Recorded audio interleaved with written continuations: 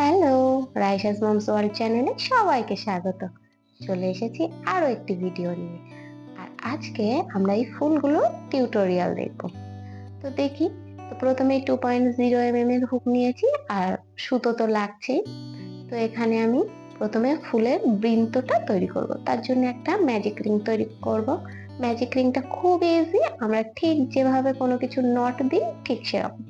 তারপর সুতোটাকে আমি এখানে বের করে এনে এখানে আমি টোটাল 4টি চেন তৈরি করে নেব।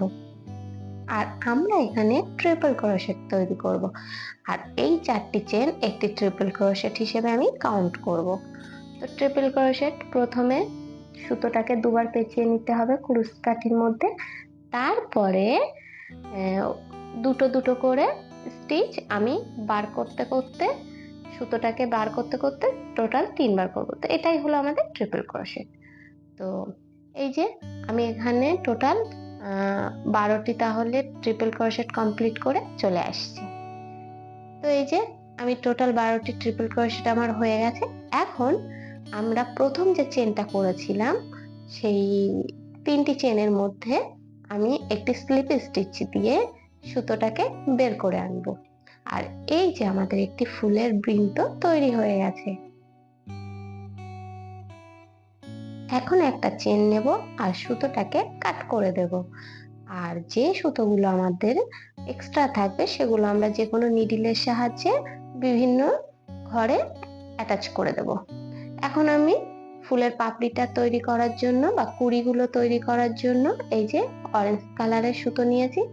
এখন এই বৃন্তের যে কোনো একটি ঘর থেকে এই যে ট্রিপল ক্রোশেটের যে ঘরগুলো আছে যে কোনো একটি ঘর থেকে আমি প্রথমে সুতোটাকে বের করে আনবো। তারপর এখানে একটি চেন তৈরি করব। আর আমি এখানে এই সুতোটাকে একটু লম্বা করে রাখবো।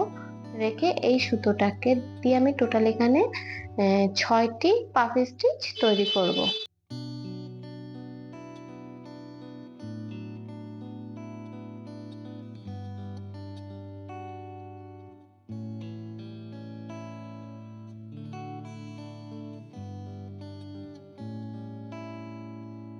তো এখানে আমার 6টি পাফ স্টিচ হয়ে গেছে। এখন আমি যেটা করব, প্রথম 5টি সুতো একসঙ্গে টেনে বের করব, তারপর লাস্টের 2টি সুতো একসঙ্গে টেনে বের করব।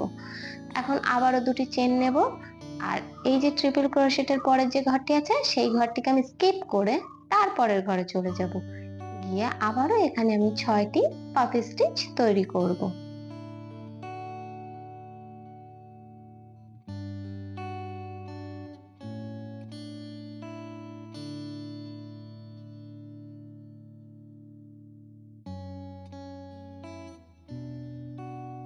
দুটি সুতো একসঙ্গে টেনে বের করব। তো আবারও 2টি চেন নেব, পরের ঘরটি স্কিপ করব, তারপরের ঘরে করব। ঠিক এইভাবে আমি 6টি ফুলের কুঁড়ি তৈরি করে নেব। তো এখানে আমার 6টি ফুলের কুঁড়ি তৈরি হয়ে গেছে। এখন আমি দুটো চেনও করে নিয়েছি এবং প্রথম যে স্টিচটা আমি করেছিলাম বা প্রথম যে পাপ স্টিচের মাথায় যে ঘরটা থাকবে সেই ঘরের মধ্যে থেকে একটা স্লিপ স্টিচ দিয়ে সুতোটাকে বের করে নেব।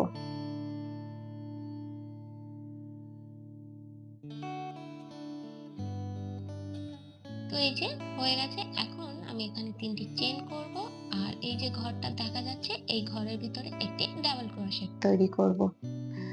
আবারও 3টি চেন তৈরি করব। আর এই যে মাঝখানে ডাবল ক্রোশেটের যে ঘরটা এখন তৈরি হয়েছে তার মাঝখানে একটা স্লিপ স্টিচ করে দেব। আবারও একটি ডাবল ক্রোশেট আমি এখানে তৈরি করব ঠিক এই সেম ঘরে। তারপর আবারও আমি 3টি চেন নেব এবং এই যে 2টি ডাবল ক্রোশেটের মাঝখানে যে ঘরটি আমাদের তৈরি হয়েছে তার ভিতর থেকে একটি স্লিপ স্টিচ তৈরি করে দেব।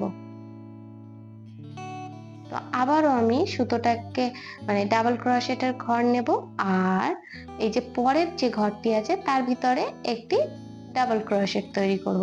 আবারও 3টি চেন আর ওই যে ডাবল ক্রোশেটের ঘরটি তৈরি হয়েছে তার ভিতর থেকে স্লিপ স্টিচ।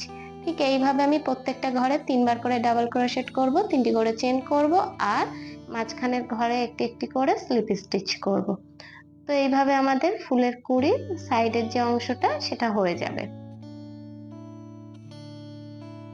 এই পর্যন্ত ভিডিও যদি কারোর ভালো লাগে অবশ্যই একটি লাইক কমেন্ট শেয়ার করবেন আর অবশ্যই আমার চ্যানেলের পাশে থাকবেন নতুন নতুন ভিডিও পেতে। তো এইভাবে আমি টোটাল পুরোটাই কাজটা কমপ্লিট করে নেব। আর এখন যেটা করব, এই যে আমার করা হয়ে গেছে, এখন যেটা করব, প্রথম যে আমি চেন করেছিলাম তিনটি, সেই তিনটি চেনের ভিতর থেকে একটি স্লিপ স্টিচ দেব, দিয়ে সুতোটাকে বের করে আনবো এবং একটি চেন করে সুতোটাকে কেটে দেব। আর এক্সট্রা যে সুতোটা আমার থেকে যাবে সেই সুতোটাকে আমি বিভিন্ন ঘরের ভিতরে দিয়ে হাইড করে দেব। তো এই যে আমাদের ফুলটা রেডি হয়ে গেছে। এগুলো আপনারা যে কোনো কিছুতে লাগাতে পারেন, খুবই সুন্দর লাগে। তো ক্লিপও বানাতে পারেন।